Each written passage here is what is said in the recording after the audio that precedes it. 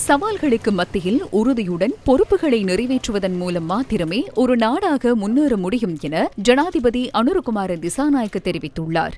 தியத்தலாவ ராணுவ கல்வியற் கல்லூரியின் 100வது பட்டமளிப்பு அணிவகுப்பு இன்று நடைபெற்றது. கேடட் அதிகாரிகளின் பதவியேற்பு மற்றும் பட்டமளிப்பு விழா முப்படைகளின் தளபதி ஜனாதிபதி அனுரகுமார திசாநாயக்க தலைமையில் இன்று நடைபெற்றது. தியத்தலாவ ராணுவ கல்வியற் கல்லூரிக்கு சென்றிருந்த ஜனாதிபதிக்கு ராணுவ மரியாதையுடன் கூடிய வரவேற்பளிக்கப்பட்டது. பட்டமளிப்பு அணிவகுப்பை பார்வையிட்ட ஜனாதிபதி திறமை வாய்ந்த கேடட் அணிக்கு விருதுகளையும் வழங்கினார்.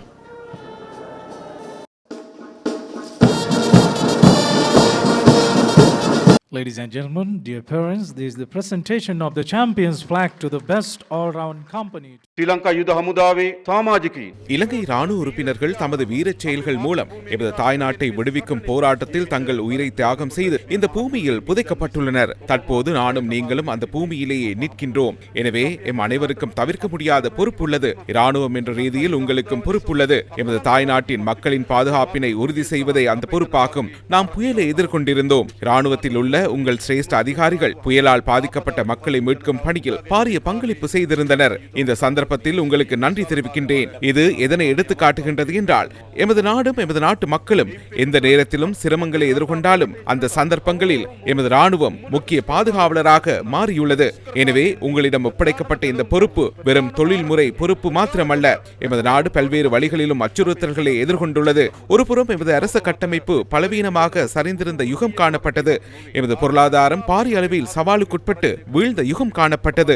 எமது சமூகத்தின் நல்லுறவு முற்றிலும் அளிக்கப்பட்ட ஒரு சகாப்தம் இருந்தது. மனித உறவுகளின் பெருமதி மதிக்கப்படாத நிலைமை காணப்பட்டது. பெற்றோருக்கும் குழந்தைகளுக்கும் இடையிலான உறவில் விரிசல் ஏற்பட்டது.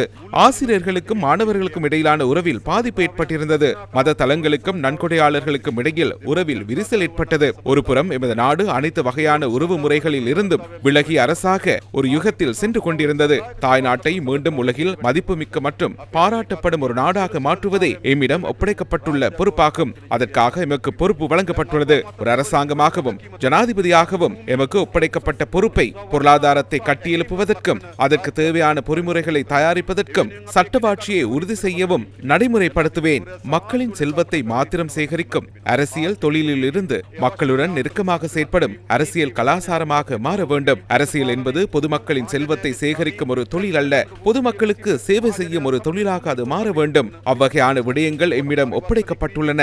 உங்களுக்கும் அதே போன்ற பொறுப்புகள் ஒப்படைக்கப்பட்டுள்ளன. இங்கு கூடியிருக்கும் உங்களது பெற்றோருக்கும் எமது நாடு மற்றும் எமது தாய்நாடு தொடர்பில் பொறுப்புகள் உள்ளன. எமது மத தலைவர்களுக்கும் பொறுப்புகள் உள்ளன.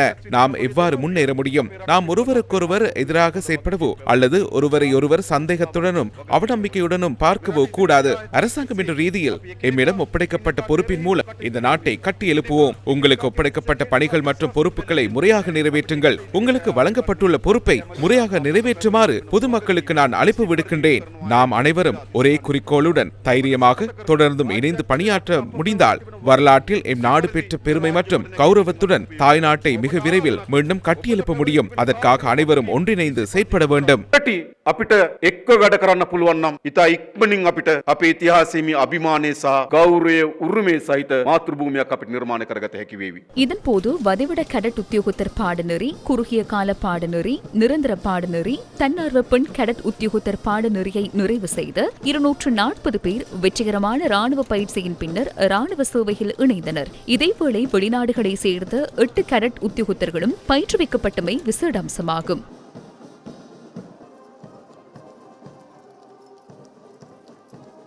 பாதுகாப்பு பிரதியமைச்சர் அருண ஜெயசேகர, பாதுகாப்பு அமைச்சின் செயலாளர் ஓய்வு பெற்ற air vice marshal Sampath Thuyacontha, முப்படை தளபதிகள், போலீஸ் மா அதிபர், கேடட் அதிகாரிகளின் உறவினர்கள் உள்ளிட்டோர் நிகழ்வில் கலந்து கொண்டிருந்தனர்.